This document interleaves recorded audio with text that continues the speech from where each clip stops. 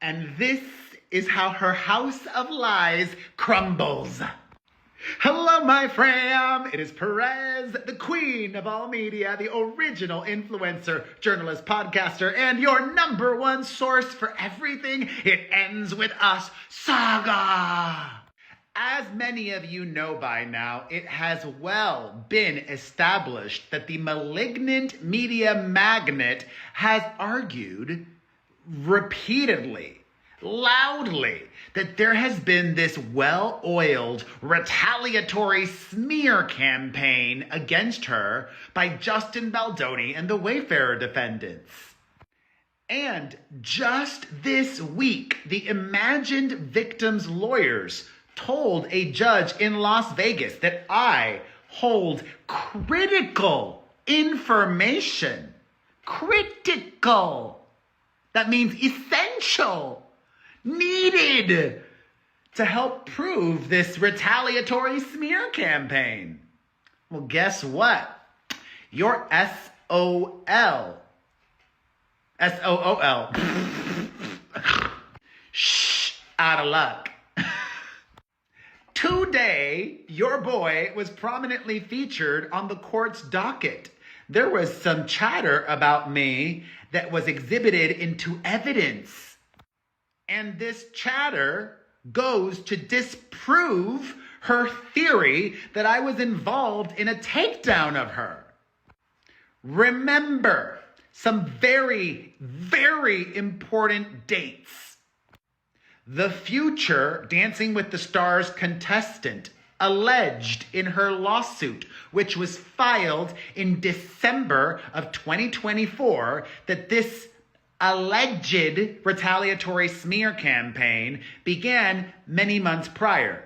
She claims it began in August of 2024. And by December, when she filed her lawsuit, the smear campaign was in full effect and ongoing. Well, very, very interesting to see. This is new to me. A text exchange between Justin Baldoni's crisis communications expert, Melissa Nathan, and some of her employees at TAG, the agency group. This text exchange is from January 21st, 2025. This year. Remember, the age of added lying star said that the smear campaign, which has not been proven, she claims it began in August of last year. She filed her lawsuit in December of last year. And this conversation that I'm going to read to you happened in January, the end of January of this year, 2025. So, Melissa Nathan and her employees in this text exchange from just this year, from January 21st, 2025, are talking about getting information to media outlets. They're talking about TMZ, the Daily Mail, and then it starts to get to me. Before that, at 12:44 p.m. on January 21st, Alex Seeley says, I can send Travis from Us Weekly as well. So Alex was going to send this guy from Us Weekly information. And then a lot of this is redacted, like phone numbers and names. Some other person says, on January 21st, 2025, they say, how do we get to Perez? Then a different person says, he's been supportive and getting traction on his coverage. Then Alex Seeley emphasized that, how you could respond to a text. And then Michael Lawrence says, could ask Brian as he is also his lawyer. And then they move on past me and somebody else says, are we still doing team meeting in 2? Hello? As I've shared with you all and the court, in August of 2024, you know what I was doing with Melissa Nathan and TAG? Nothing. You know what Melissa Nathan was doing to me? Talking smack about me to Justin Baldoni. She called me irrelevant, a has-been. Nobody reads me past 2005. She said I'm a troll. That's what she said. That was submitted into evidence in this litigation. That was said in August of 2024. And then in January, the 21st of January, I gotta calm down. Like literally, I'm about to In January of this year, on the 21st of January, somebody says, how do we get to Perez? What does that mean? How would you interpret, how do we get to Perez? I can only interpret that one way. And it doesn't help her at all. Yes! But the story does not end here. After I saw this filing for the first time in the court docket, and I saw that I was mentioned, I had to let her bestie, Judge Lyman, know that this is important. So I wrote him a letter. And I'm going to read it to you because it's not hit the docket yet. Thank you for watching my videos and supporting. You find out things before anybody else. So my letter was dated today. The heading is More New Evidence for Consideration. Esteemed Judge Lyman, I, Mario Armando Lavandeira Jr., known professionally as P to the E to the R to the E to the Z to the H to the I to the L to the T to the O to the N, write as a non-party in Lively versus Wayfarer Studios, LLC. New information has just today come to light that I believe is critical to highlight to this court with regards to me and your honor's pending rulings concerning jurisdiction with regards to the subpoena Miss Lively served me with. Yeah, I had a little typo in her name, but you know what? That's kind of poetic.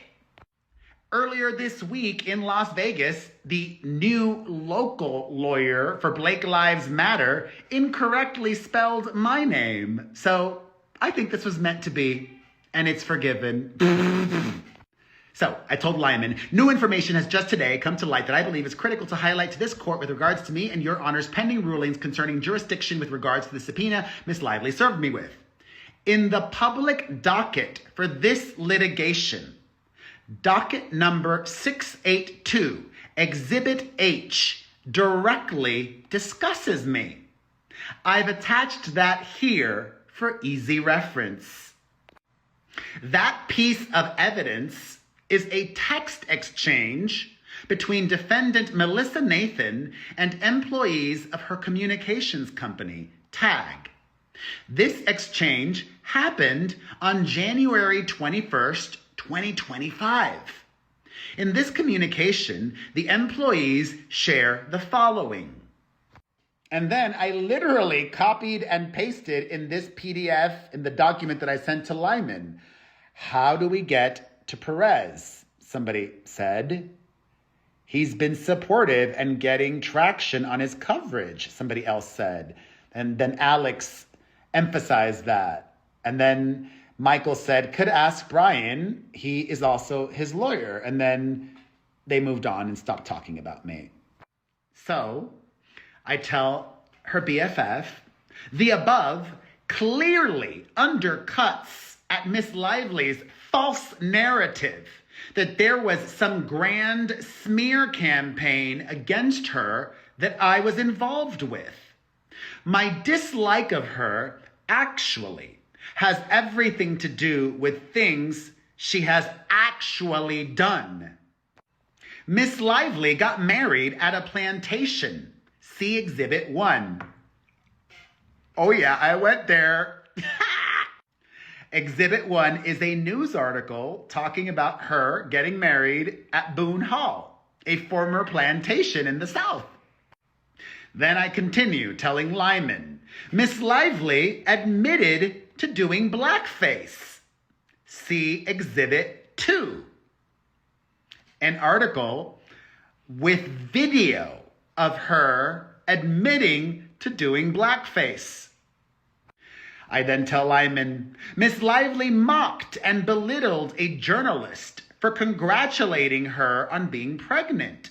See Exhibit 3.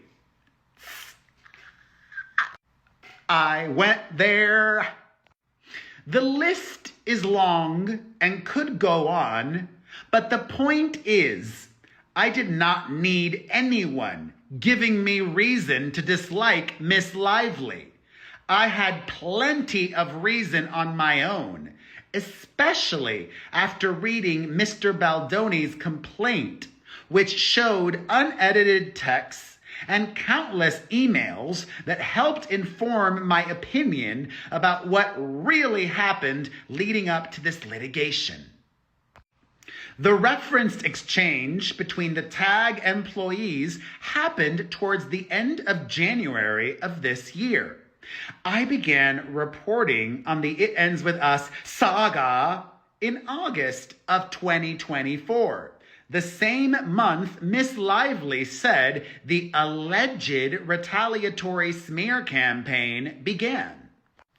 In December of 2024, after reading Miss Lively's CRD complaint, the related New York Times article, and her subsequent lawsuit against the Wayfarer defendants filed in December of 2024 in this court, I believed her. I believed her initially, and I publicly supported Miss Lively until I changed my opinion. Not because anyone paid me, no one did.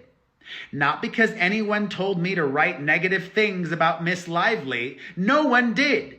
But I changed my opinion because I determined Miss Lively was outright lying or exaggerating or misrepresenting the facts. Here's the best part. I really went there. If you thought I went there earlier by including the blackface and plantation and the little bump, this next part takes the cake. As your honor is aware, a hearing is scheduled on my motion to quash for next week in Nevada, the correct and only venue to litigate issues with regards to this subpoena. I am just sharing this information with the court as a courtesy because your honor threatened me that the Southern District of New York could have jurisdiction over me to compel this subpoena and warned me that if I did not respond to Miss Lively's motion to compel in this court, a ruling would happen without opposition. So, even though I felt it was wrong, unnecessary, and like my hand was being forced, I submitted a response in this court last week. Many believe that this move by the court was retaliatory, payback for the pointed letters I filed and the language I previously used with your honor. I can definitely understand why observers believe your honor wanted to punish me for perceived hurt feelings. While I am not making an accusation of bias, many are. I respectfully share that with the court. I stand behind the belief and understanding that Nevada is the only correct venue to litigate matters regarding this subpoena, unless a transfer is granted from there to the Southern District of New York. Miss Lively has requested one, and that is a very real possibility, one I am prepared for. It is also my opinion that this court knows Nevada is the correct venue now. So I definitely think there is weight to the chatter on social media saying that your honor just wanted to make me spend time and energy causing great stress and anxiety, responding to Miss Lively's claim that I subjected myself to the jurisdiction of the Southern District of New York by filing a defensive motion for a protective order here to hopefully end the perceived abusive discovery practices of Miss Lively and her counsel. Your Honor definitely should grant that request for a protective order after the court in Nevada rules on my motion to quash. Miss Lively's lawyers have indicated that they still plan to keep issuing even more subpoenas, and all I am asking is for your most esteemed self to keep her lawyers in check. Something you have failed to consistently do, many people believe. Yes, very carefully worded by me. I am Elwood's Hilton. I have learned so much about the legal system and how to word things and maneuver. And I love it, because he needed to hear all of this. And a little cherry on top was my closing, where I say, finally, this is yet another request for sanctions against Miss Lively's entire legal team. It is more than warranted, and Your Honor has the ability to do that with your inherent powers in this court. Respectfully submitted, Mario Armando Lavandera Jr. And it gets better. I also sent a similar but different letter to the judge in Las Vegas. That now means that her being married in a plantation, her doing blackface, her cruel behavior towards that journalist who congratulated her on her little bump, that is all now a part of the public record in New York and in Nevada.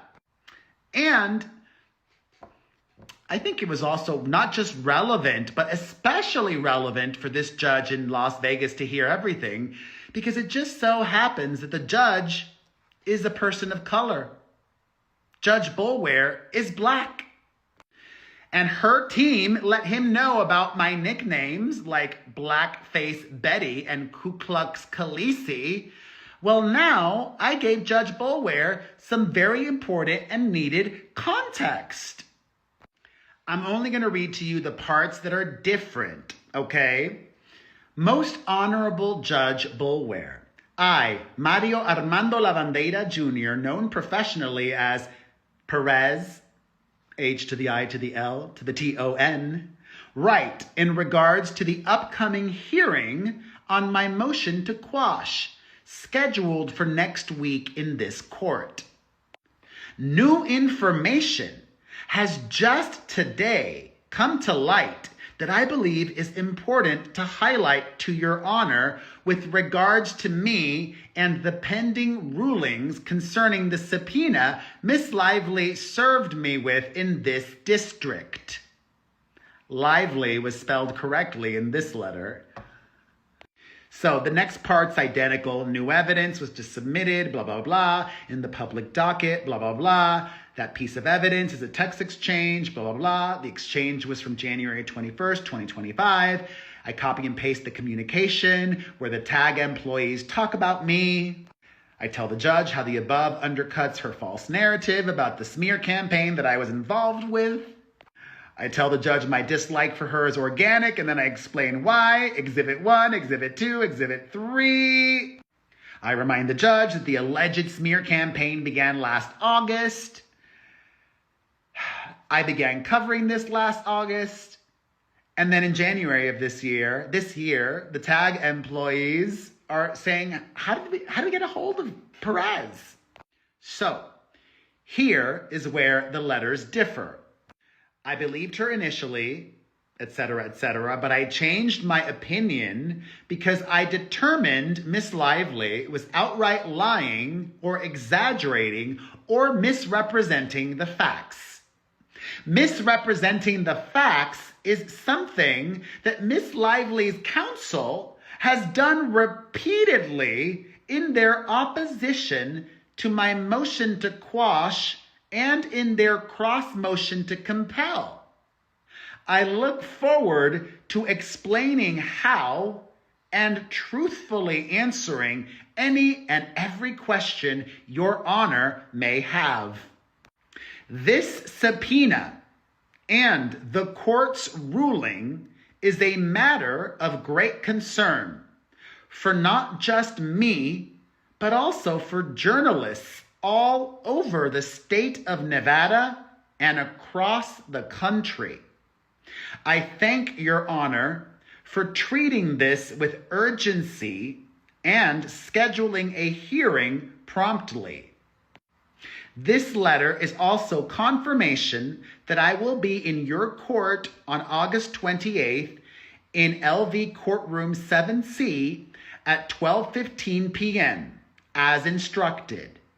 Respectfully submitted, Mario Armando Lavandeira Jr. I'm feeling great right now. How about you? Thoughts on all of this? You heard it first. Let's discuss everything in the comments section. Mwah! Thank you for your support.